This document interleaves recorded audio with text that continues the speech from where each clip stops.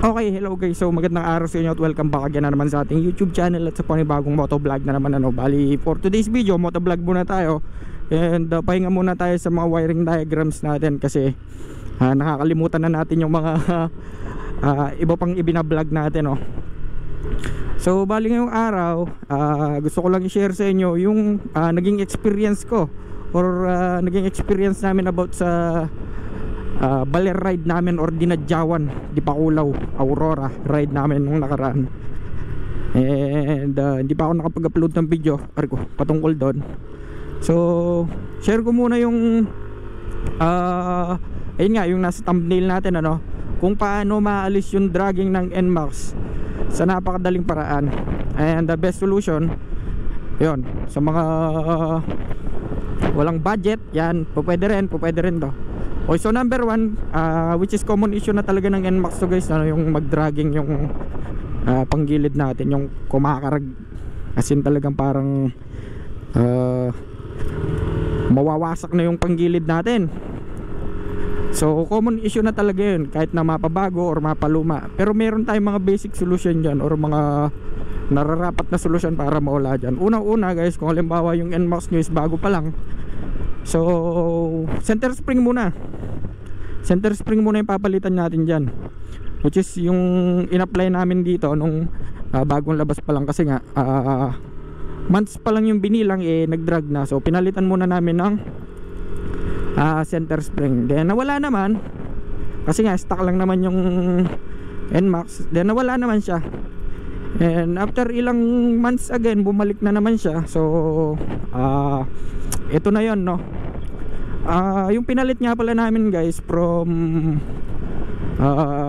hindi ko alam kung 800 yung center spring nito or 1000, basta nag 1000 spring kami. So 800 yata yung stock ng ating NMAX stock center spring. So nakalimutan ko na. Nagpalit kami ng 1000, tapos nawala. And after ng ilang months, bumalik na naman. So ito na yung second solution. So unang-una, kapag nagdadrag yung NMAX nyo, maraming posibilidad dyan guys, no? Number one dyan is yung clutch bell, center spring, bola, ano pa ba, pulley, ayan, slider piece, or maaaring nagkaroon ng grasa yung pulley nyo, o kaya yung torque drive. So po pwede maging reasons ng ano yon or cause ng dragging. Pero kung alaga naman sa linis and hindi pa rin talaga nawawala yung dragging, so kailangan nyo nang magpalit or remedyoan talaga. So second solution natin dyan is yung clutch bell. So kailangan natin i-regroove yan kasi nga sa katagalan, dahil due to friction, no, ng lining and ng bell, so kumikinis yan. And dagdag ko nga pala guys, ano, kasi yung bell ng ating NMAX, napakalapad niyan. Ngayon yung lining ng NMAX natin, which is yung stock, sa napakanipis lang, kaya prone talaga sa dragging.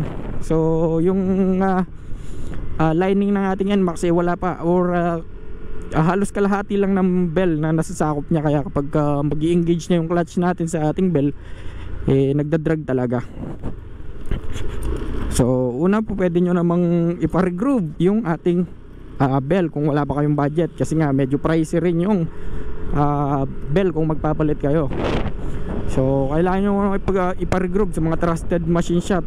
Yan, no, mawawala naman guys. Ngayon kapag napa-regroove nyo na yung stock bell nyo, pwede naman kayong magpalit ng lining. So sabayin nyo na rin ang lining para talagang mawawala na yung dragging. Yan. So sigurado mawawala na yung dragging nun guys. Then syempre samahan nyo na rin ng linis. Then check nyo yung bola kung bilog pa. So kapag may konting flat na yung mga flyball natin, palitan na natin guys, no? Huwag natin tipirin yung NMAX natin or yung motor natin, kasi dyan nakasalala yung pang araw-araw na hanap buhay natin at syempre yung buhay natin mismo, no?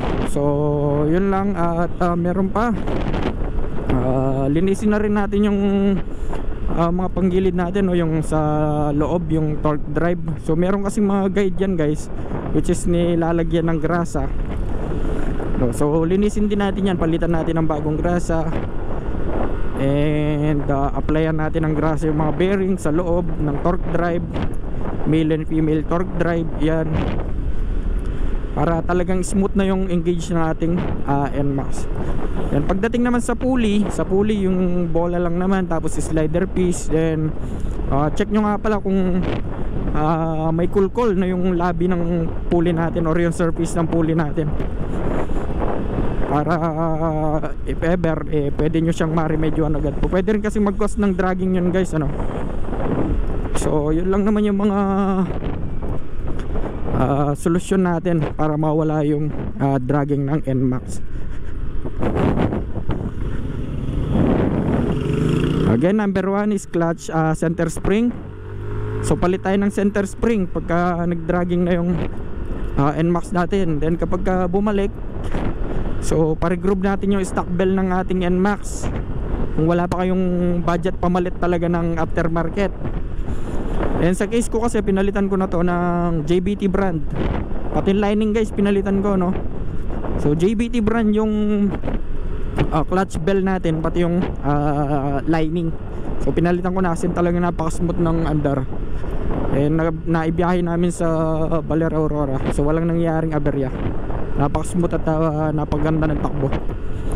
Yun, so pare-groove nyo yung stock bell nyo. Then pagka nakapagpa-regroove na kayo or na-regroove nyo na yung stock bell, so palitan nyo na rin ng clutch lining na malapad. And JBT yan, maganda rin yung lining ng JBT, malapad din. So napakarami pong brand na magagandang klase ngayon, no. Hanap na lang kayo, and depende na lang sa inyo kung ano yung pasok sa budget nyo.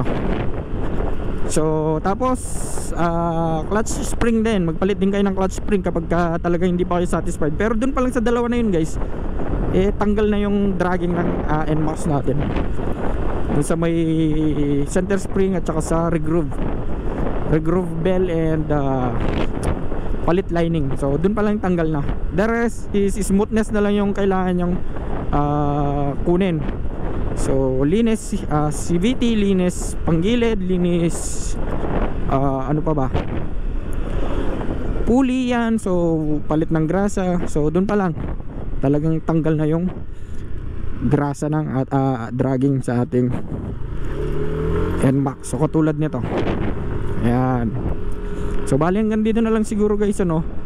And sana may natutunan kayo, at sana may natutunan kayo. And kung nagustuhan nyo yung video na to, so please like, share, and subscribe. Sa mga susunod nga pala, mag-actual tutorial muna tayo. Pahinga muna tayo sa wiring diagrams. Right.